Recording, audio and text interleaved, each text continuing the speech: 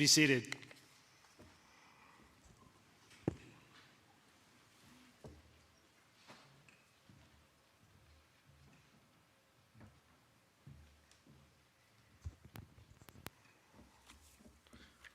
Welcome.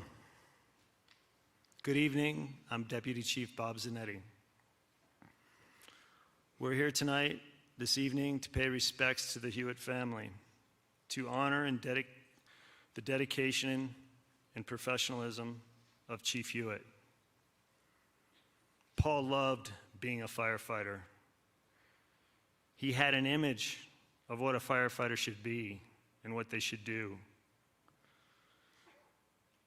He lived it, he preached it, he wrote about it, and most of all, he backed it up.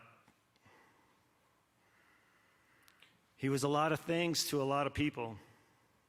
To the fire district, he was a leader, a friend, an all-around good guy. And we're all going to miss him.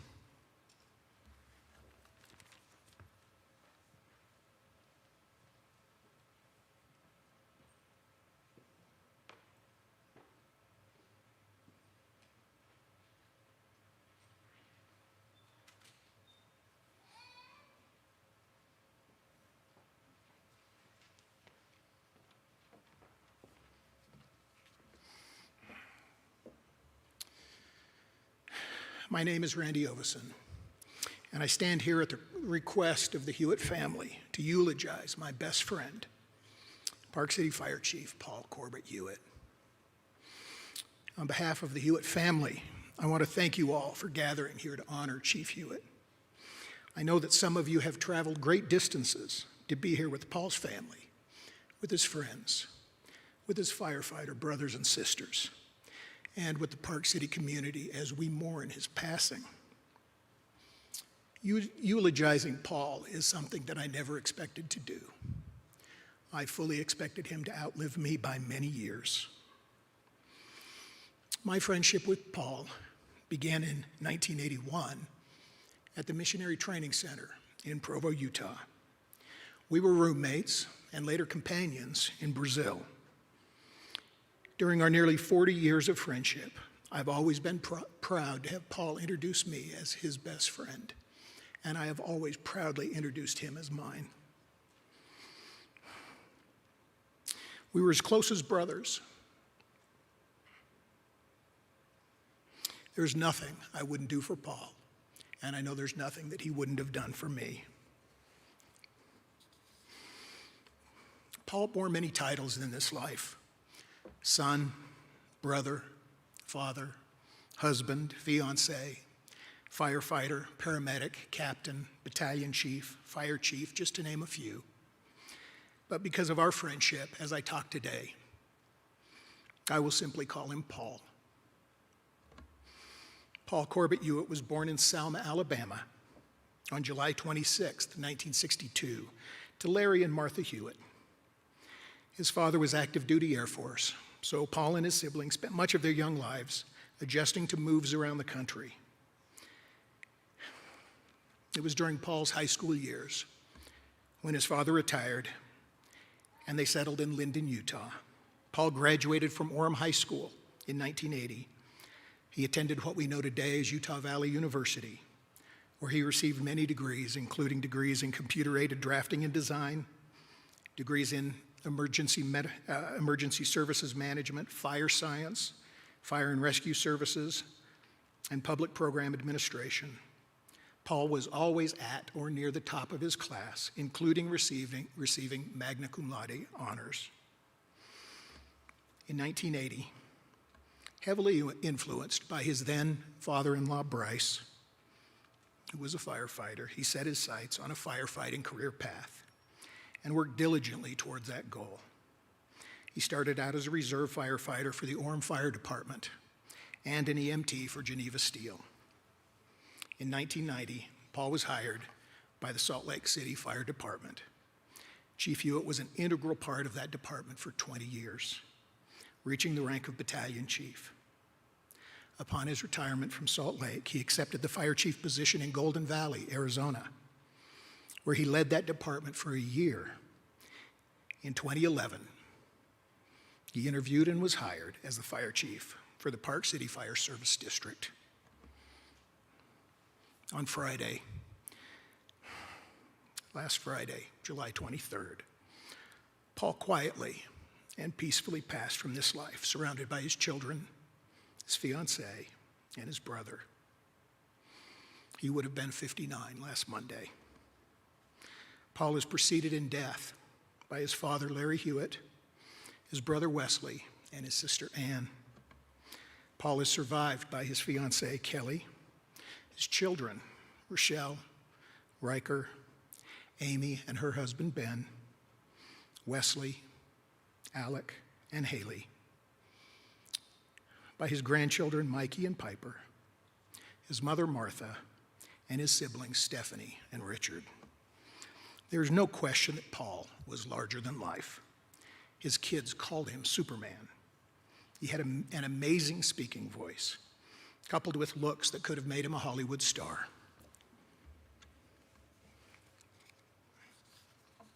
One of Paul's favorite thinkers was Carl Sagan, who said, "It does no harm to the romance of the sunset to know a little bit about it."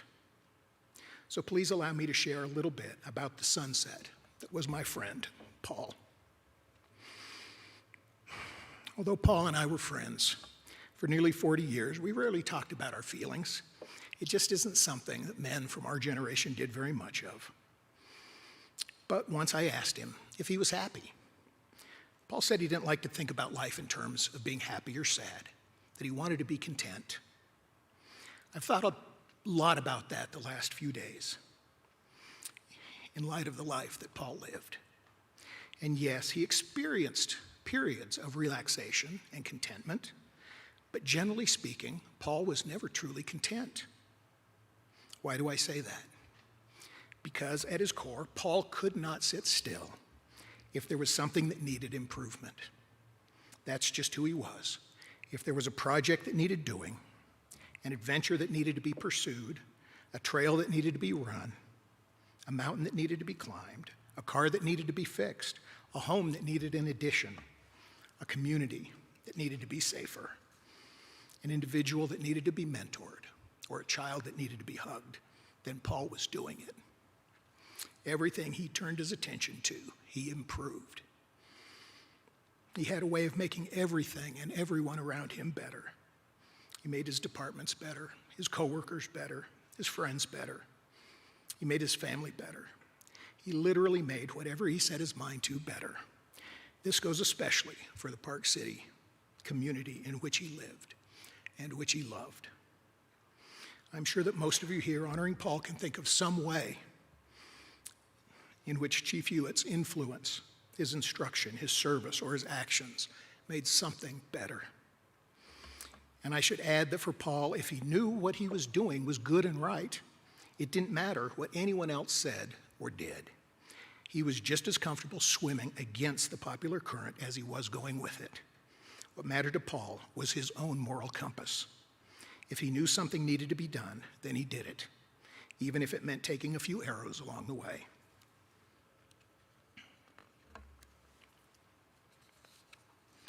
Some 10 years ago, Paul was hired by the Park City Fire Service District to be its fire chief, as I mentioned. It truly was Paul's dream job. The Park City Fire Service District was a good fire department at the time by any measure of fire departments. It would have been easy for Paul to slip into the job and do the bare minimum required to keep his position. But Paul was not content with a good fire department.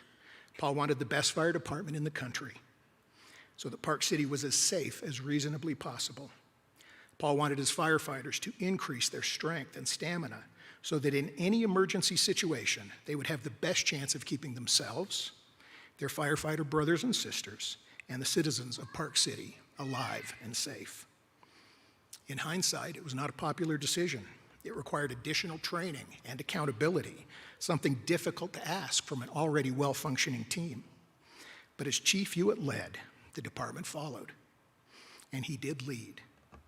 He refused to make any firefighter perform or pass any physical test which he was not willing to perform and pass himself first. He regularly donned the 60-plus pounds of gear, including the full fire suit, helmet, air tank, and boots, and showed that even in his advancing age, he was willing to keep himself in the type of shape it would take to complete the physical requirements the fire district had adopted. He was a true leader, and as a result, the Park City Fire Service District, a good fire department when he arrived, is now an exceptional fire department and a model to other departments throughout the nation and the world. The department and community are better for his lack of contentment and his need to make everything around him better. Paul's need to improve people and things around him extended well beyond his career. This week I've been told numerous stories about Paul, how he would carry emergency supplies and help stranded motorists on the road, or how he would always take with him a tow strap and help pull people back on the roads when there was a bad storm, or how he would lovingly make breakfast, sometime for one, sometime for dozens. He loved making omelets and pancakes. Friends rarely showed up at his house without an offer for food. Often it would be a steak he'd put on the smoker well before, in advance of their arrival, in anticipation of their arrival. He worked on cars and often changed oil, filters, and brakes for those in need. On camping trips, he would set up zip lines and build bonfires on rocks in the middle of the rivers. He went out of his way to include family and friends in his travels and adventures, making sure they all knew they were thought of often and loved. His fiancée, Kelly, told me that when she first met Paul, she told him that she did not need a man in her life. Over the months they spent together, she came to realize that while she did not need a man, she needed Paul. There were just so many things he did for her that made her life better. Cooking, cleaning, fixing anything that was broken, planning and taking her on trips, working on her car, and 100 other things. As I spent time with Paul's children these past few difficult days, each one of them has expressed how much their father did for them. He was always interested in their lives. He loved seeing their successes in academics, in business, in their hobbies, in their relationships. And he was always encouraging them to improve. He expected them to learn from his life, his actions, and his counsel.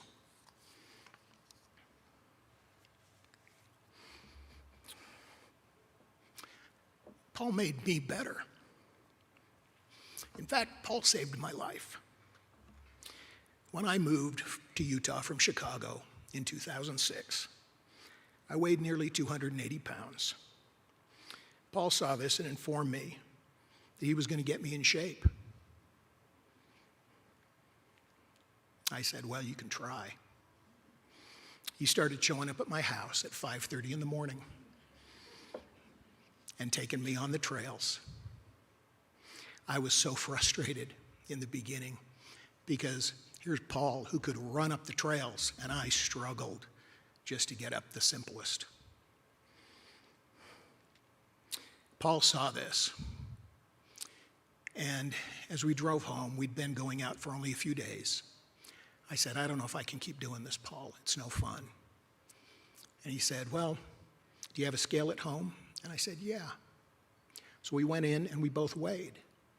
The weight difference between us was 80 pounds. Paul said, tomorrow I'm going to show up with an 80-pound pack and we're going to go hiking.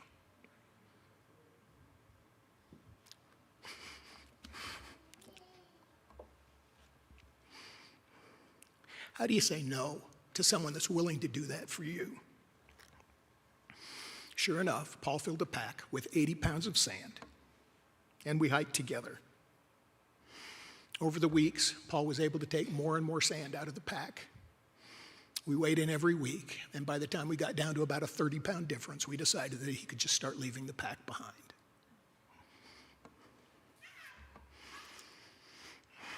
Because of Paul's need to improve in me, I was able to run Spartan races, the Jupiter Peak, the Moab Red Hot, and participate in other events that I never thought possible. Then last year, I suffered a heart attack. My body endured the heart attack for 18 hours before it was properly diagnosed and treated. Blockages were cleared with stents. The cardiologist informed me that even after the heart attack, my heart was operating at 102% of normal for a man my age.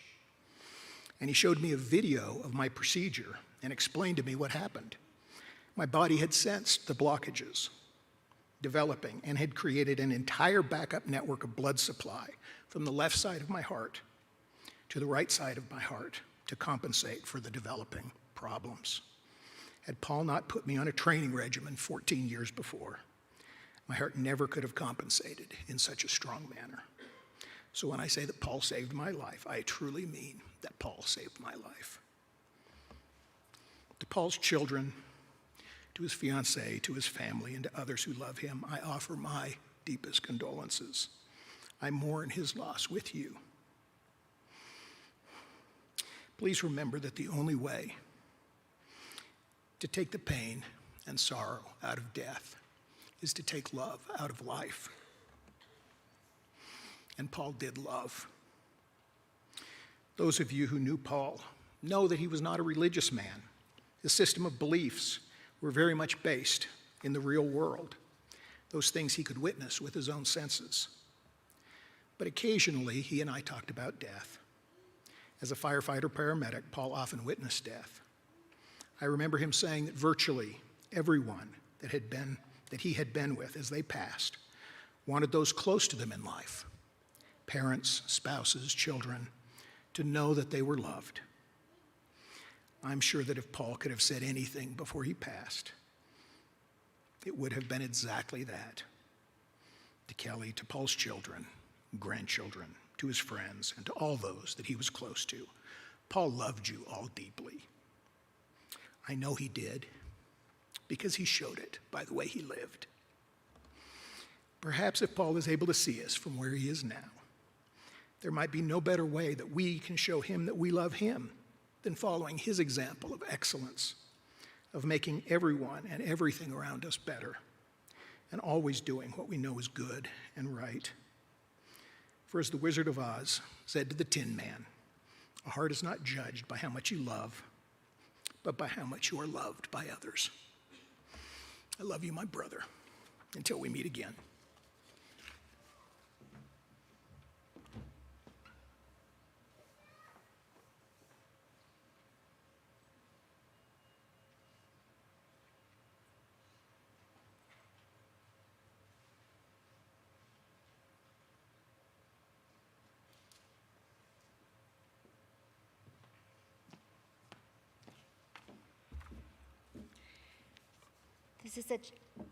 This is a Cherokee prayer to maybe help those closest to Paul find some peace and solace as they continue to navigate this life without him. I give you this one thought to keep. I am still with you. I do not sleep. I am 1,000 winds that blow. I am the diamond glints on snow. I am the sunlight on the ripened grain. I am the gentle autumn rain. When you waken in the morning's hush, I am the swift, uplifting rush of quiet birds in circle flight. I am the stars that shine at night. Do not think of me as gone.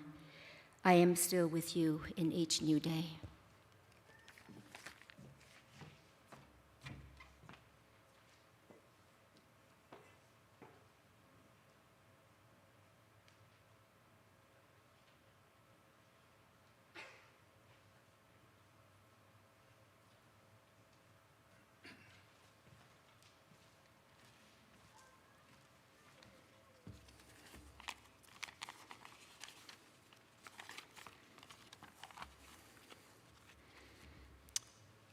All right. Hello, everyone. I'm Pete Emery, and I have the privilege to speaking to you this afternoon. On behalf of the Park City Fire District, thank you all for the support you have all shown us these past weeks. A special thanks to the PCFD ACB Board, Tom Fisher and the County Council, Mayor Bierman and the Park City Council, and to our brothers and sisters from surrounding fire and law enforcement agencies. You have made it clear that we are not in this alone. Today, we say goodbye to Paul Hewitt. Many in this community will long remember him as Chief Hewitt, the title he has carried for the past 10 years. But many of you who are here grieving today knew Chief Hewitt by other titles: father, brother, fiance, and grandfather. I, like so many others in this room, knew him as a colleague, a mentor, and above all, a friend. The void created by the sudden death of someone as beloved as Paul is still hard to grasp. He was someone we all thought would live to be much longer. I cannot tell you how often he would tell Chief Zanetti and myself that he would easily live to 100, and I don't think we ever doubted it. There was a phrase that Paul liked to use, and I think it says a lot about him. And that phrase is this: don't take things for granted and be respectful.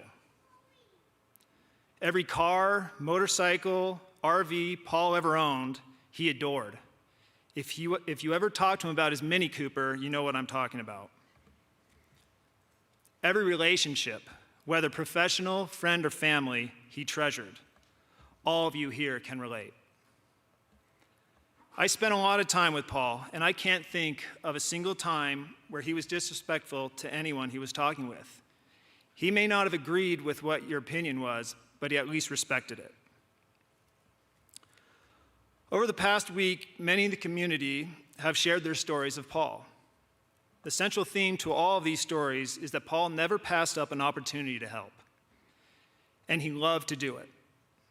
Paul's best days are when he returned to the office covered in dirt and sand and grease all over his hands and telling you that he was able to change someone's tire.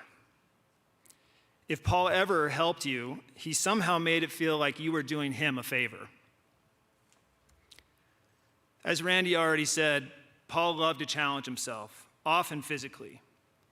2 years ago, he talked me into running the rim to rim with him on the Grand Canyon. We completed it, and while on the drive home, he told me that I'll never do that again.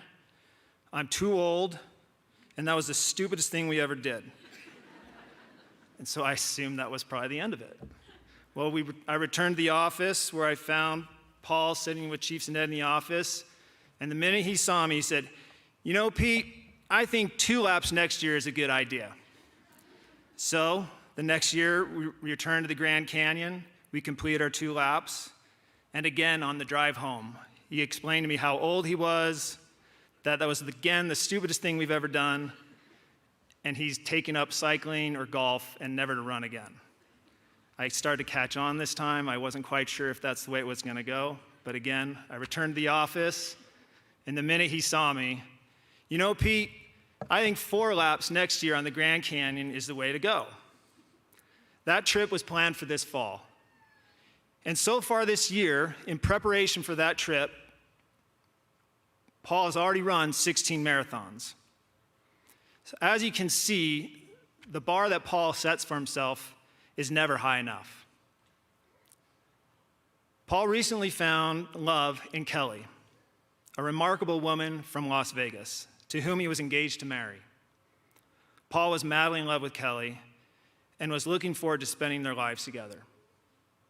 Paul would often brag about what a great teacher Kelly is. He would spend his weekends with projects helping Kelly's class. "Kelly, I am so sorry. You two were perfect for each other." And to Paul's kids, Alec, Haley, Amy, Rochelle, Riker, and Wesley, your father loved you. Remember, death ends a life, not a relationship. Now, in closing, as you know, as we all know so well, the passage of time never really heals the tragic memory of such a great loss. But we carry on because we have to. We carry on because Paul would want us to. Thank you.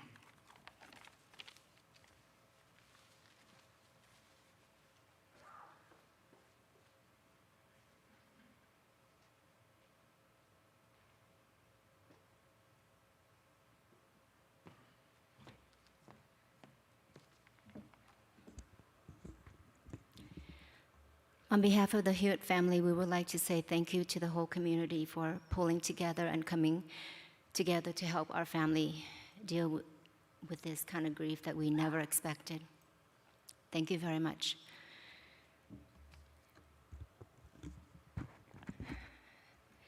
Some people are lucky to have found true love young, and some have found theirs later in life. Paul and I got the latter. People may say 10 months is but a blink of an eye, but true love is true love no matter how long or short a time you had together. It took us only 1 month to know that we wanted to spend the rest of our lives together. We knew exactly what we both wanted and were looking for and didn't want to waste the precious time we had left. He proposed to me 4 months later. So, what made Paul Hewitt so special, so extraordinary, so perfect for me? And what made him so loved and respected by those he came to know and loved? Paul's ability to make everyone feel comfortable, secure, and loved were his greatest strengths. He genuinely cared for those around him, always asking about their day, their family, their hopes, their dreams. What can he do for them? He was funny, witty, strong, smart. He could make anything, fix anything, build anything. He had the kindest soul and the purest and biggest heart. He was always ready to give himself to those he loved and cared for. His time, his energy, his words of affirmation, his all. He was always helping and doing for those around him. When I was teaching from home during COVID, he went out of his way to set up a virtual firehouse tour for the kindergartners at my school. He helped me assemble writing journals for my students, cut out Rudolph's red noses and Santa puppets for class art projects. He helped me put together monthly student packets together so I didn't have to do that alone. On his second visit to see me in Vegas, he packed his car full of tools and supplies so he could install a motion detector and cameras in my house to keep me safe. He put in a water softening system so my plumbing and appliances wouldn't get damaged and my skin wouldn't get itchy. He put in a reverse osmosis system so that I'll have the best water to drink and fix or make things around my house more comfortable for me. When I told him about a very loved German Shepherd I had and how much I missed him and how I would love to have another one someday, he surprised me by getting me one over Thanksgiving last year. He took such wonderful care of Daisy Duke, our Daisy Duke, from bathing her, brushing her fur out, picking up her poop, taking her on his runs, and always making sure she had the best dog treats, all because he knew how special Daisy was to me, and that was one of his many ways of showing his love for me. We are all thankful for each and every day we got to see his glowing, infectious smile, his love, and for the lessons learned and all the jokes we shared with him. His kids are blessed to have had such an amazing dad in their lives. He loved them unconditionally and doted on them. No matter what happened, he was always at their side, always helping them, and always setting the best example for them. He definitely was a shining example of how a father should be to his children. Sweetheart, my soulmate, the short 10 months with you are the best 10 months I've ever known.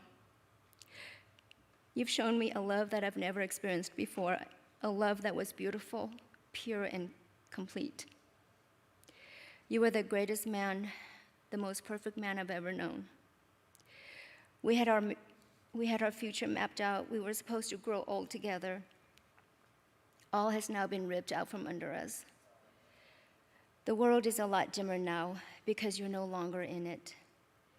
But those whose lives you've touched will forever remember you and keep you safely and lovingly in their hearts. So when my time here on earth is done, I will be with you again, my love, the love of my life. I love you more.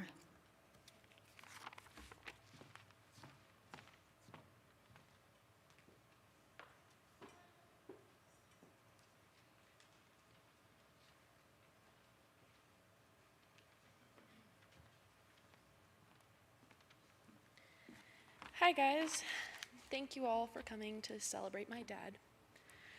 I know you all knew him as Fire Chief Paul Hewitt, or Chief, but to me he was Dad, and that's one of the biggest roles a person can play in somebody's life. And he rocked it. He was a dad like no other, and I could tell 1,000 stories to prove it, but for now I'll shorten it down to the ones that really stand out. When I was little, My dad would wrap us in a blanket and drag us all over the floor until we were laughing so hard we couldn't even see straight. And anytime we went anywhere with big crowds or where it would feel like a really long time for a little kid to stand up, he would throw me over his shoulder and I would always play with his hair or massage his ears, and that's a memory I'll never forget because I could tell he loved it by how he talked about it years later. Nowadays, if I want my hair to be wavy or wavy, I can crimp it by myself, but when I was too little to use hot tools, my dad would sit and he would put my hair into tiny little braids just the way I wanted it. And he actually taught me how to braid on this big Barbie doll head I had, but I could never do my whole head by myself. With the amount of time that he spent braiding my hair, plus the hours he spent rubbing all of our backs, he could have made an entire other lifetime. Moving on to our camping trips, my dad made camping the best experience ever. He would make zip lines and tight ropes, swings from the highest tree, or bucket swings for the littlest kids at the time, and spider webs. He took the time to do all of that, plus he would hang a huge tarp over the campground so that we wouldn't get rained on, or he would rig a huge water jug in a tree so that we could take our little camper showers. And to keep us warm, he found big rocks and put them over the fire to wrap them in towels so that we could put them in our sleeping bags. Not to mention his iconic river campfires. He always went out of his way to find a spot with a river within 10 feet of us, or 15, so that he could build a campfire in the middle of the river. Never a dull moment with my dad around, that's for sure. Despite the endless stories I could tell about how much of a goofball my dad was, he was also an absolute superhero. And I always made fun of him for how he bragged so often about his marathons or how many miles he ran that day.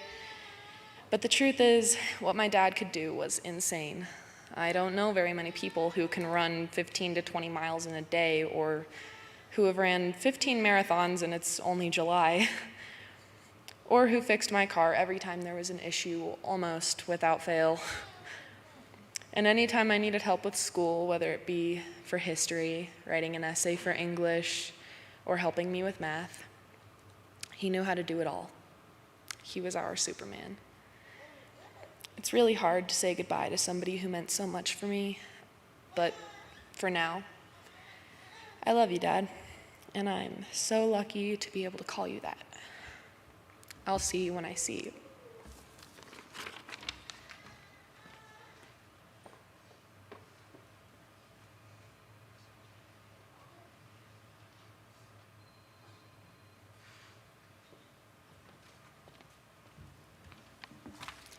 Hello, my name is Alec Hewitt.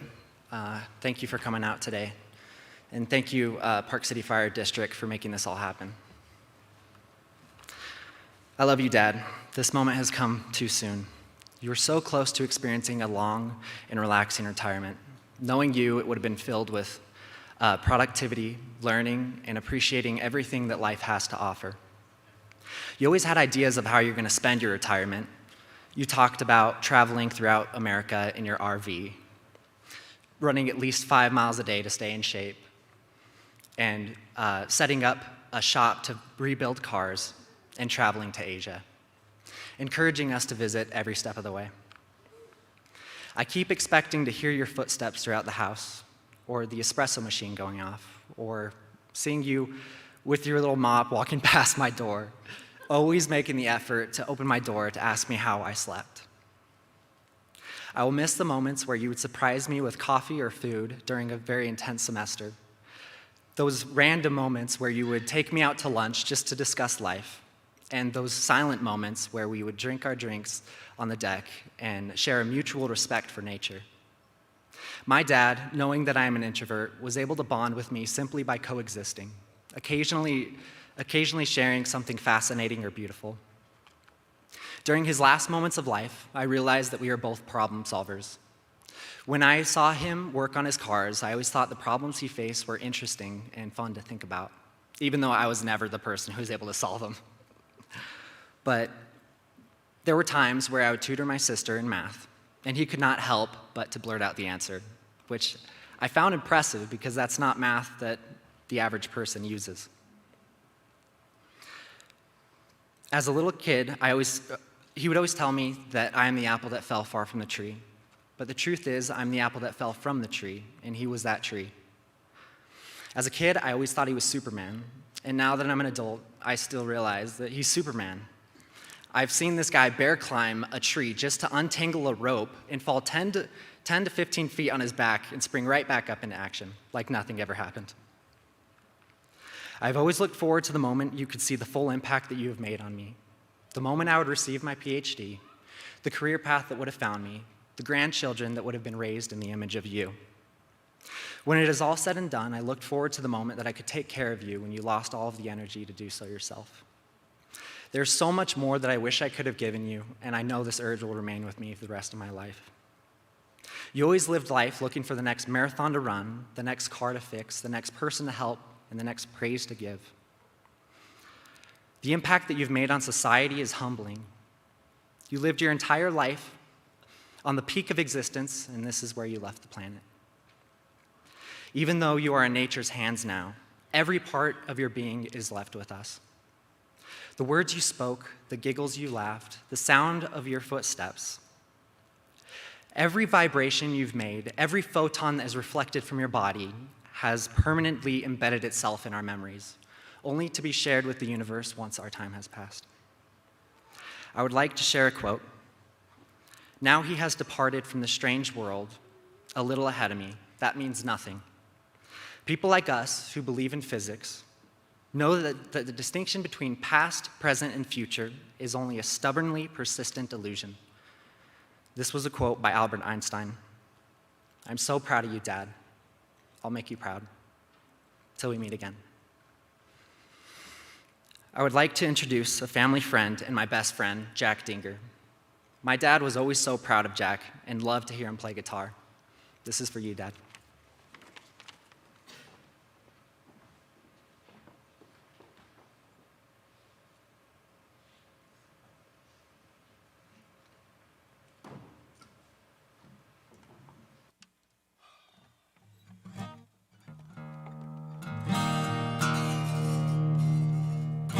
Thank you, Alec. That was beautiful.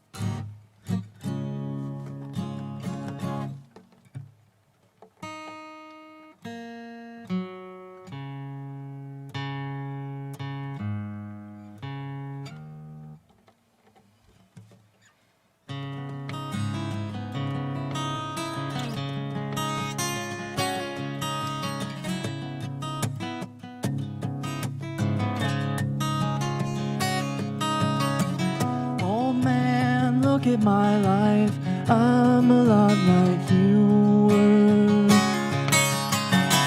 Oh man, look at my life, I'm a lot like you were.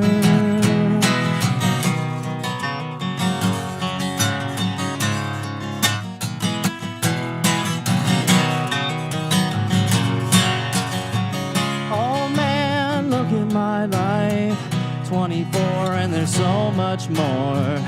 Live alone in a paradise that makes me think of you. Love lost such a cost. Give me things that don't get lost, like a coin that won't get tossed, rolling home to you.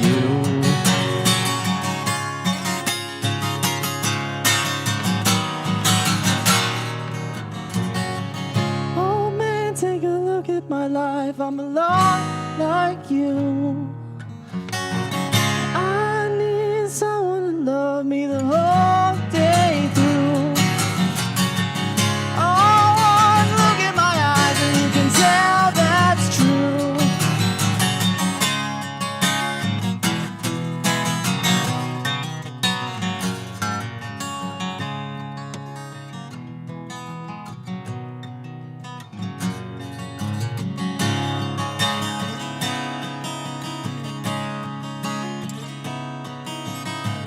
Lullabies look in your eyes, run around the same old town. Doesn't mean that much to me, to mean that much to you. I've been first and last, look at how the time goes past, but I'm all alone at last, rolling home to you.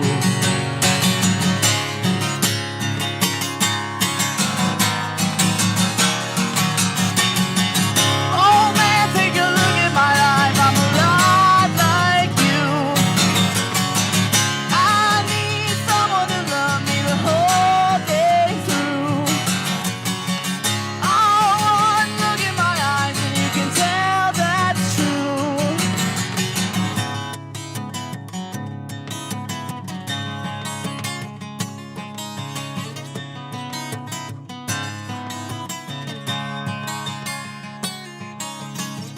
Old man, look at my life, I'm a lot like you were. Old man, look at my life, I'm a lot like you were.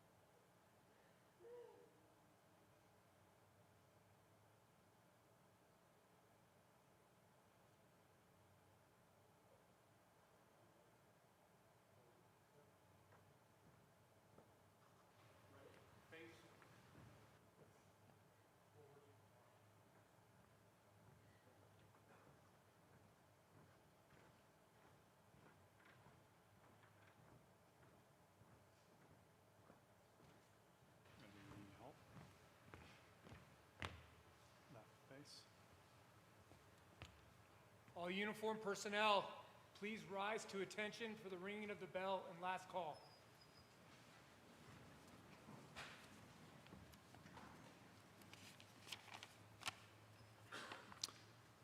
Ringing of the bell, last call. Throughout most of history, a firefighter's life has been closely associated with the ringing of a bell. As they began their hours of duty, it was the bell that started it off. Through the day and night, each alarm was sounded by a bell, which called them to fight fire and to place their lives in jeopardy for the good of their fellow citizens. And when the fire was out, the alarm had come to an end, the bell rang 3 times to signal the end. And now our brother, Chief Paul Hewitt, has completed his task. His duty's well done, and the bell rings 3 times in memory of and in tribute to his life and service. Present arms.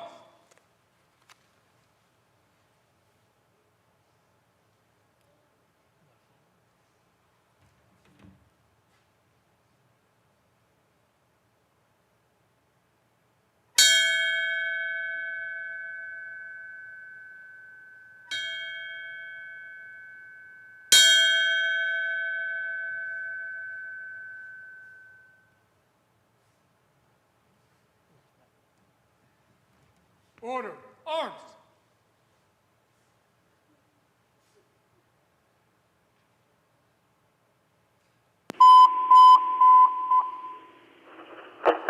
Chief Paul Hewitt from Summit.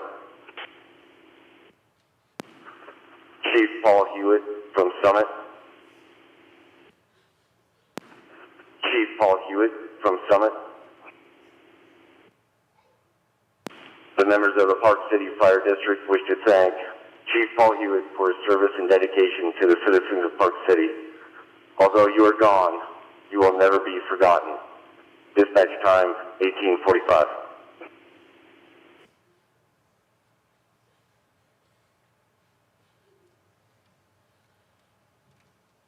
At this time, I'd like to ask all uniformed personnel to form a cordon outside. Everyone else, please remain seated until the family has exited. Thank you.